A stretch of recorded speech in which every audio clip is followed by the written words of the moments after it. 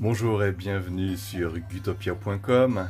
Alors aujourd'hui une nouvelle vidéo, donc je m'appelle Pilou et je vais vous faire une vidéo sur la reproduction des Orthriophyes taenierus calicianus, beauté bleue du Vietnam. Voilà, je vais mettre une femelle en présence de mon mâle. Voilà, et puis on va voir un peu ce qui va se passer. Je vous filme tout ça, j'espère que ça va vous plaire.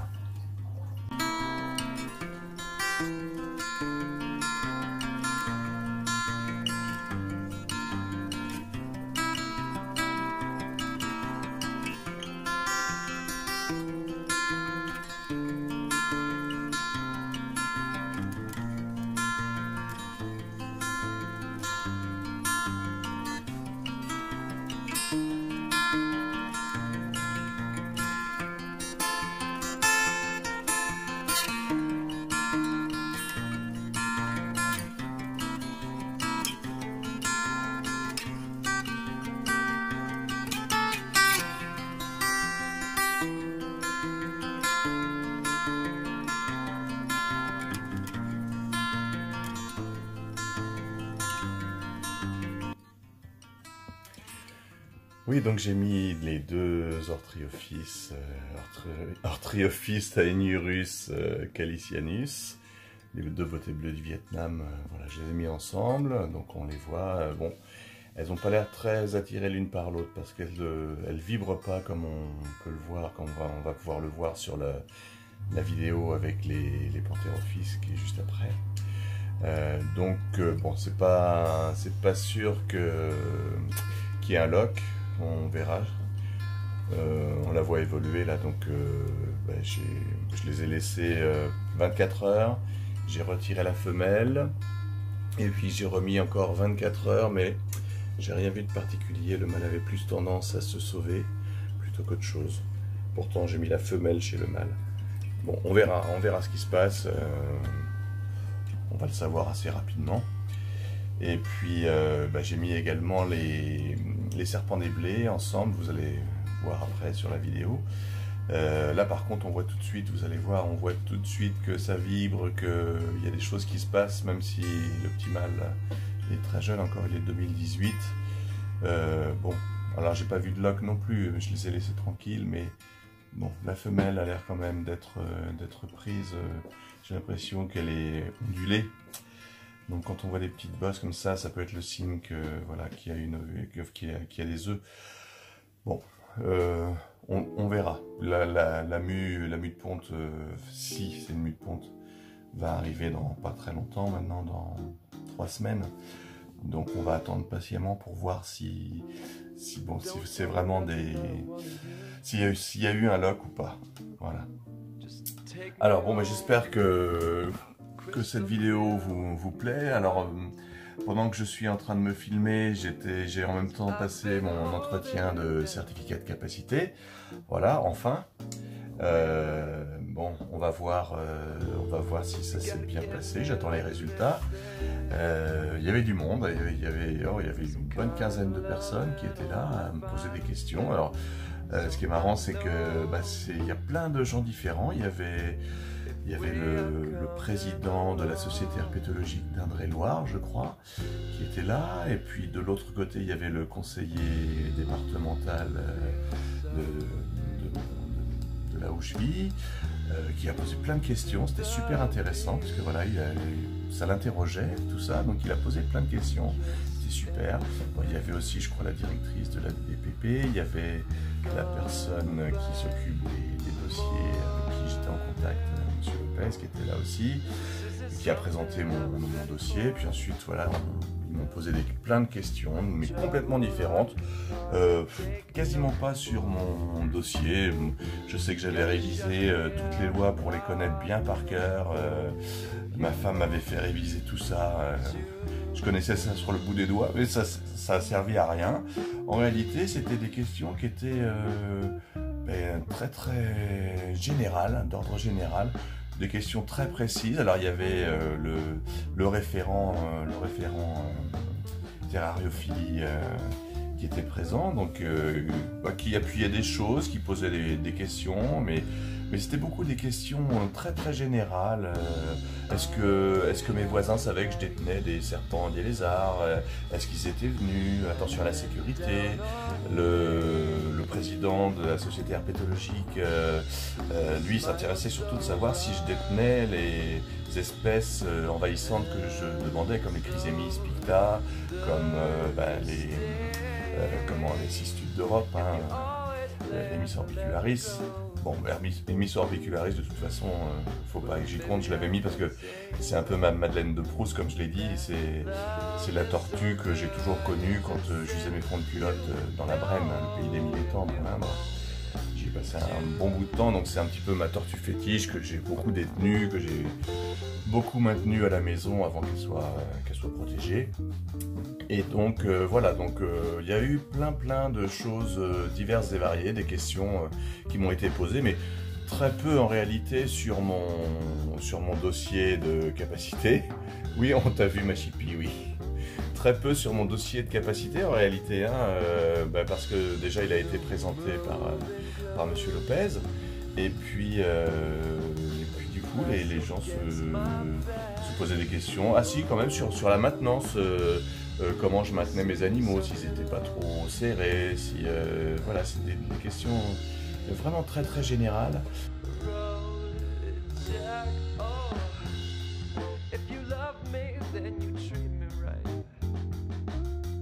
Alors, aujourd'hui, une petite repro de serpent des blés, Pantherophis guttatus. Voilà, j'avais tenté de croiser une Octity reverse femelle avec une Scaleless Octity porteur d'Aneri.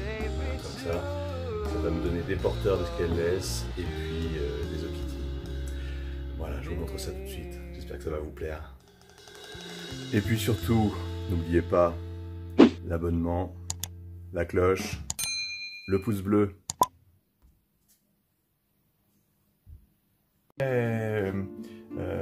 Bon, il y avait aussi des questions sur la sécurité, parce que voilà, j'ai mis des caméras de surveillance, tout ça, comme il m'avait été demandé. Mais par contre, bon, des questions très précises sur mon dossier, par exemple, il y en a eu très peu. Si sur la génétique, parce que j'ai abordé la génétique, donc on m'a posé des questions particulières sur la génétique. Voilà, c'était surtout pour les serpents des blés, pourquoi je détenais des serpents des blés, pourquoi je voulais en détenir autant.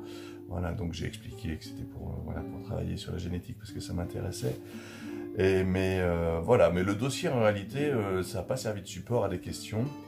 Les textes de loi, on m'a pas posé de questions là-dessus, c'est marrant. Pourtant, je m'attendais un petit peu, voilà, que les gens voulaient peut-être savoir si je maîtrisais un peu les textes de loi. La CITES, la Convention de Washington, la Convention européenne, le Code de l'environnement, enfin, j'avais même appris les articles L411.1, L411.2, enfin bon, je maîtrisais tout, mais aucune question là-dessus, rien de rien. Bon, alors peut-être que j'avais une tête à maîtriser tout ça, je sais pas, mais voilà, donc là-dessus, non, mais par contre, oui, les gens s'intéressaient vraiment à pourquoi je détenais, quel était mon but, est-ce que c'était le plaisir, ils voulaient savoir pourquoi je détenais des reptiles, et puis voilà, mais savoir si j'avais des facultés pour la maintenance, alors peut-être que j'ai dit des choses qui montraient ça, mais voilà, puis il y a eu des discussions dans le jury entre les personnes qui parlaient un petit peu de la maintenance des reptiles, de la protection, de tout ça, ils parlaient entre eux, mais bon, voilà, bon... j'ai été étonné parce que voilà, je m'attendais à des questions très précises et puis en fin de compte c'était des questions très généralistes, mais c'était très bien parce que ça m'a permis de discuter avec certaines personnes. Il y a même le conseiller départemental qui m'a demandé à venir dans mon élevage parce que ça l'intéressait, donc bon, je vais l'inviter à venir voir mon élevage parce que ça avait l'air de l'intéresser. Donc au contraire, moi les gens qui sont intéressés par ça, bon, je leur expliquer, leur montrer, donc je pense que je l'inviterai. Voilà, donc j'ai passé mon entretien, c'était ma première sortie depuis le déconfinement parce que bon, je suis toujours un petit peu confiné. je fais très attention. Donc c'était ma première sortie, j'avais le masque, j'avais tout. Bon, arrivé sur place, j'ai enlevé le masque, autour de 15 personnes, mais bon, il m'avait éloigné, puis j'étais le premier à passer dans la salle, parce que j'avais demandé, et donc j'étais le premier à passer dans la salle. Donc voilà, puis en sortant, je me suis bien désinfecté aussi. Voilà, et je suis sorti, ça m'a donné un peu le vertige d'ailleurs. Et voilà, donc j'attends avec impatience de savoir, de savoir si j'ai le certificat de capacité, l'autorisation d'ouverture d'établissement, savoir au niveau des quotas, tout ça, voilà. Donc je suis en attente de tout ça, je vous tiendrai au courant bien sûr de ce qu'il en est, si j'ai mon numéro de sirette, tout ça, voilà. Mais j'ai hâte de savoir. Voilà, donc là, bon, on est dans la reproduction toujours, alors je vous tiens au courant aussi par rapport à tout ça, savoir si mes orthriophyes, si ma femelle est féconde, et puis savoir aussi si ma femelle Pantherophis guttatus a été loquée par le mâle, parce que c'est un porteur, non c'est un scaleless, donc du coup j'aurai des porteurs scaleless en Okiti, voilà. Donc je vous tiens au courant de tout ça, et puis voilà, j'espère que cette vidéo vous plaît. N'oubliez pas de vous abonner si vous n'êtes pas encore abonné, de mettre un pouce bleu et puis la petite cloche, voilà, tout ça s'affiche. Voilà. Je dis au revoir parce que je vois que tu as envie d'être sur la vidéo. Alors au revoir à tous. Voilà, donc là je vous montre ma femelle qui a pris des formes. Alors bon, peut-être que c'est une vue de l'esprit de ma part, mais j'ai quand même l'impression qu'elle a des œufs. Je vais vous ouvrir la boîte pour que vous voyez un petit peu mieux. Là, elle est installée voilà, dans sa boîte de ponte. J'ai mis de la mousse humidifiée, pas trop. Voilà, elle s'est installée tout de suite, elle est bien, elle est à l'aise, mais voilà, regardez, et puis dites-moi ce que vous en pensez en commentaire. Est-ce que vous pensez que voilà, qu'elle a des œufs ou pas?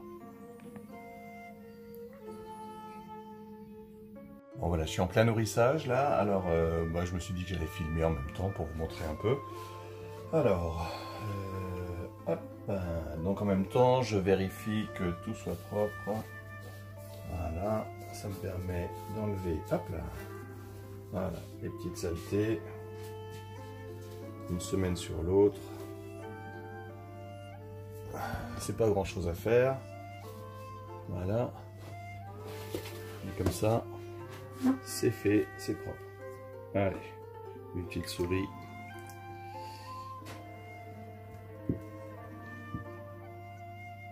Alors j'essuie un peu pour pas qu'elle soit trop mouillée parce que le serpent ils aiment pas forcément trop ça. Quand c'est mouillé, quand c'est humide, ah, elle est en mue, on va voir si elle en veut ou pas.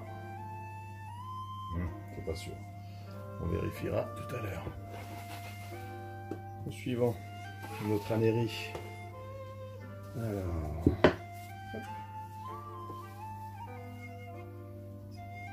Voilà, on nettoie. Tout est ok.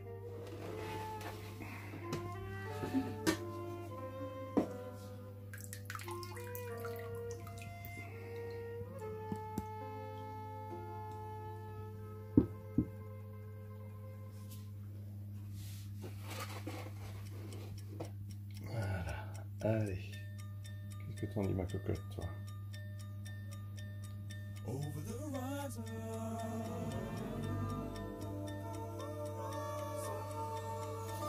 Voilà, une belle petite attaque. Parfait. Au suivant, ce qu'elle laisse. Toi, toujours. Voilà.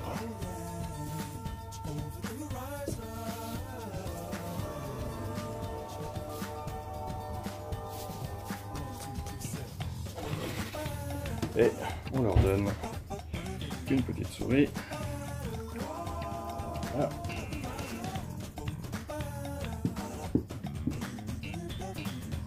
Alors bien sûr, d'habitude ça va plus vite. C'est parce que je vous montre en même temps. Allez, je vais le tiroir. Voilà. Qu'est-ce que tu as envie de cette petite souris? Voilà.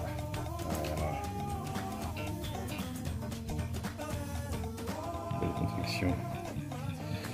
Donc là, elles sont sur des sauteuses, c'est des souris de 2018. Donc elles sont encore un peu sur les sauteuses. Bientôt, je les passerai sur les souris normales. Alors une normale, porteur de ce qu'elle laisse.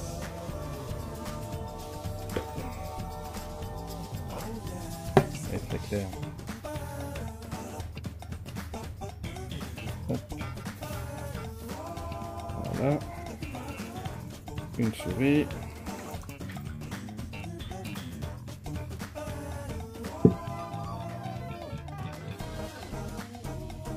Je pense que je vais avoir la visite. Allez, c'est parti. Est-ce que ça t'intéresse? Oui, ma pitchoun. Ah, et ça y est, attaque. T'as saigné? Ah bah c'est pour ça que t'as un beau pansement. Ah bah oui, c'est pour ça que tu m'as quitté pendant que je faisais le nourrissage. Et ouais, c'est pour ça, parce que t'étais là, Sylvain. D'accord. Donc ouais, j'ai continué sans toi. Hein. Je t'ai pas attendu. Alors... Bon bah c'est bien, on va faire le cahier de vacances avec maman. Ah bon, super, super. Allez travailler, c'est bien. Félicitations.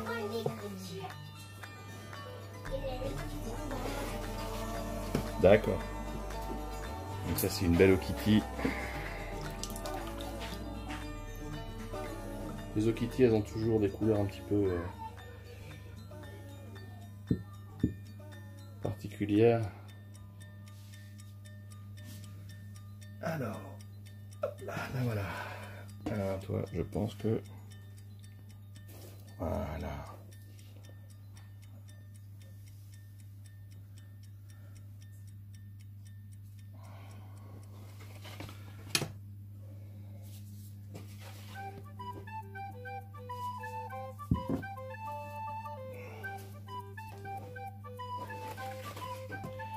Alors une Anérie Tessera.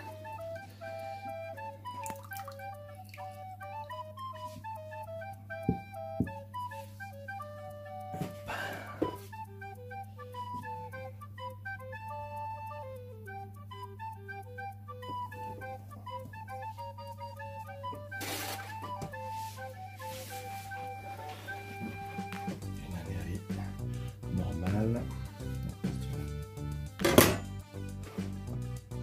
Parce que du coup ma main sent un petit peu la souris. Je voudrais pas trop.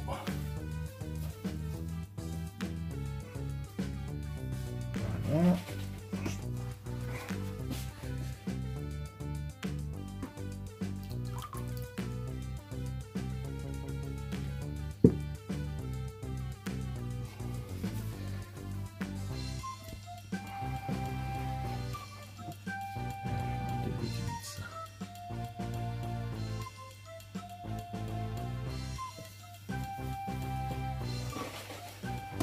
C'est ça qui est génial avec les serpents d'aiguille, c'est que ils attaquent directement. Oh, je retiens en mieux ma pauvre cocotte. C'est notre avec ton œil. On va quand même essayer.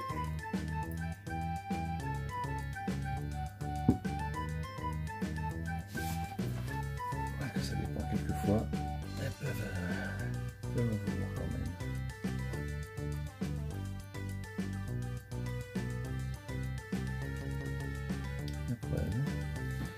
Elle l'a prise.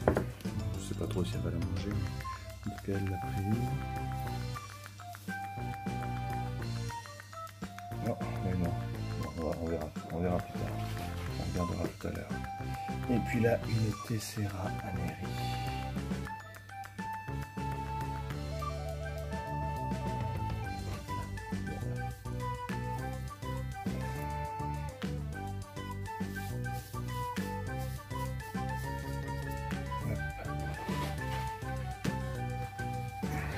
Une petite souris. Alors pour les souris, on fait en sorte que la taille de la souris soit la taille maximum du corps du serpent, à peu près. Voilà, faut essayer de pas trop dépasser. Enfin, moi c'est ce que je fais, en tout cas je sais pas si je fais bien, mais voilà, j'essaie de pas trop dépasser. La souris doit pas avoir le corps plus gros plus celui du serpent. Pour l'instant, ça m'a toujours bien réussi. J'espère que je cadre bien. Voilà. Bon, j'espère que ce petit instant nourrissage vous a plu. J'attends de voir pour mon Okitty Reverse. J'attends de voir. J'ai l'impression que son corps fait des vagues. Alors bon, je sais pas, je me fais peut-être des idées, mais j'ai quand même cette impression. En plus, elle n'a pas touché à sa souris pour l'instant. Mais bon, j'ai quand même cette impression. Dites-moi, vous, ce que vous en pensez. Vous pouvez me laisser un commentaire et vous me dites si vous pensez qu'elle a des œufs. Moi, j'ai cette impression-là. Bon. On verra. De toute façon, il n'y a pas longtemps à attendre. À la prochaine mue. On verra ça. Bon, bah, je continue ma distribution. J'espère que ça vous a plu. Et puis, je vous tiens au courant pour les orthriophyses que j'ai mis en reproduction. Pour cette Okitty Reverse que j'ai mis aussi en reproduction avec une Okitty Scaleless. Pour voir un peu ce que ça donne. Voilà. Et puis, comme je vous dis toujours, contre vents et marées. Et surtout contre les coups. Croyez en vos rêves. Salut!